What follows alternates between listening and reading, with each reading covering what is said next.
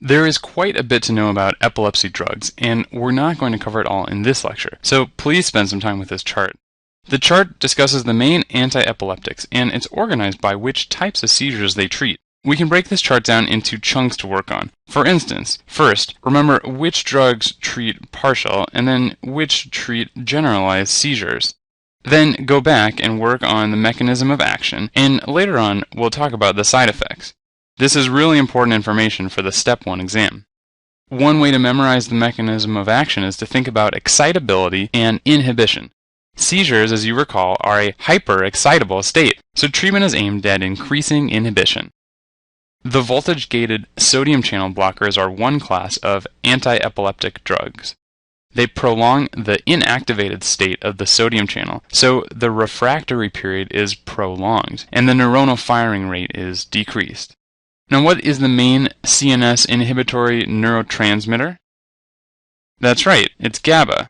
So a lot of the drugs act to enhance GABA transmission and inhibit glutamate excitation.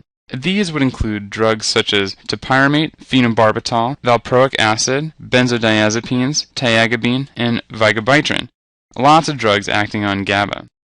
Absence seizures are caused by thalamic relay neurons activating a certain type of calcium channel, leading to hyperpolarization that again is mediated by GABA. Thus, ethosuximide, which blocks the low voltage-gated T-type calcium channels, is used as first-line treatment for absence seizures. For partial seizures, carbamazepine and phenytoin are most commonly the first-line treatments. Lamotrigine is effective against both partial and generalized seizures, and may have fewer side effects than carbamazepine or phenytoin.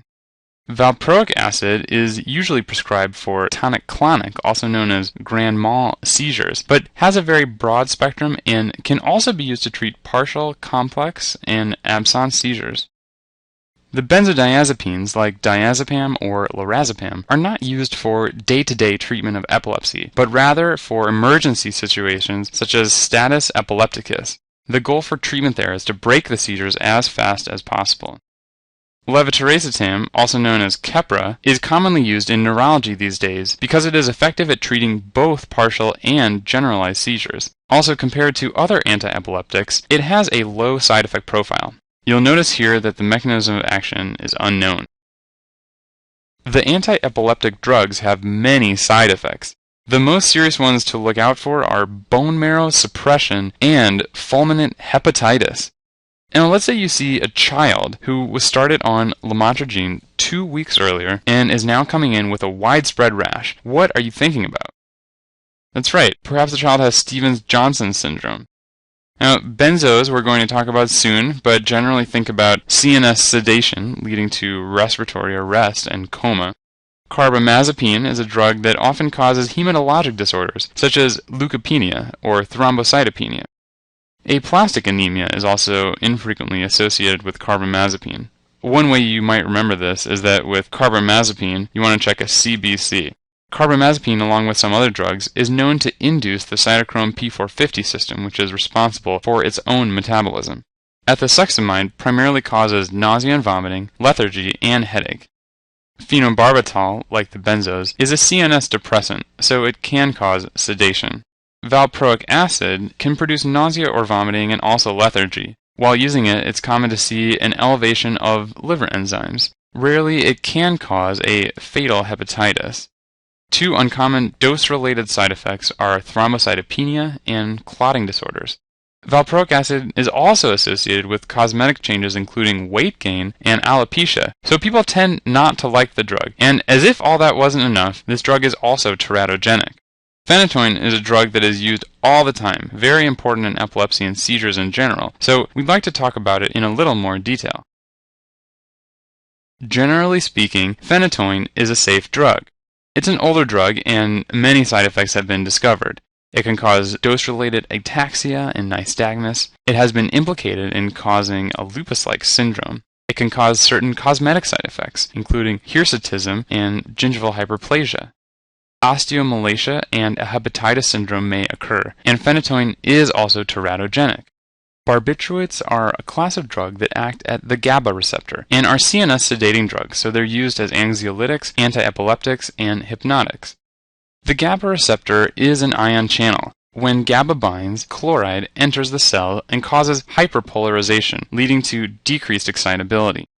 Barbiturates bind at a site on the GABA receptor that keeps the chloride channel open for longer periods of time, so it affects the duration.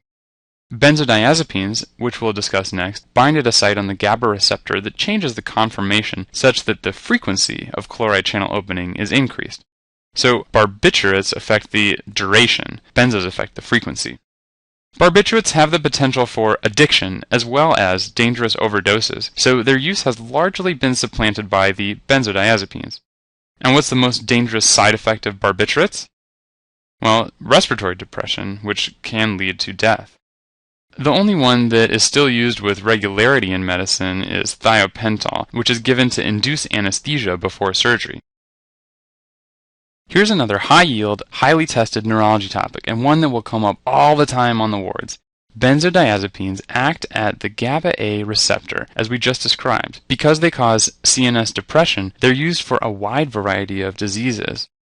Anxiety is managed primarily by alprazolam, known as Xanax, lorazepam, better known as Ativan, and clonazepam, which is Klonopin.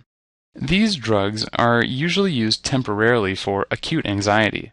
Chronic use is not recommended because of their abuse potential. Because of their sedating effects, these drugs can also be used to treat insomnia. Benzodiazepines decrease the time it takes to fall asleep and also increase the amount of stage 2 sleep, but it comes at the cost of decreasing REM and stage 4 sleep.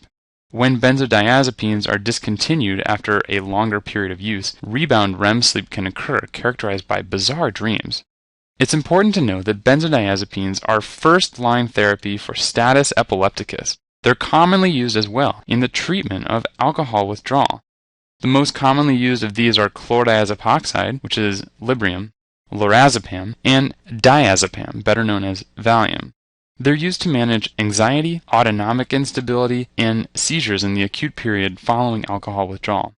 In patients who are extremely nervous about an upcoming surgery, benzodiazepines can be given to pre-medicate before induction of anesthesia. They can also be used to maintain patients in the so-called twilight zone during procedures that do not require anesthesia, such as endoscopy. The side effects of these drugs include sedation and lethargy. They're safer than barbiturates because of the reduced likelihood of respiratory depression. Flumazenil is a competitive antagonist of the GABA receptor, and it can be used to reverse the effect of a benzodiazepine overdose. Benzos do produce physical dependence, and they have a high abuse potential. Withdrawal symptoms are more likely in short-acting benzos, such as triazolam and alprazolam. The most common symptoms include autonomic instability leading to tachycardia, diaphoresis, and also hypertension. Patients may experience tremor, GI upset, or muscle twitching.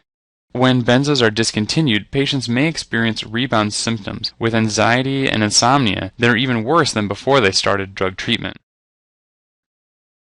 We'll mention some non-benzodiazepine hypnotics. These are agonists at the benzodiazepine site on the GABA receptor, but chemically they are unrelated to the benzodiazepines. They're usually used to treat insomnia, so you'll recognize drugs such as zolpidem, which is Ambien.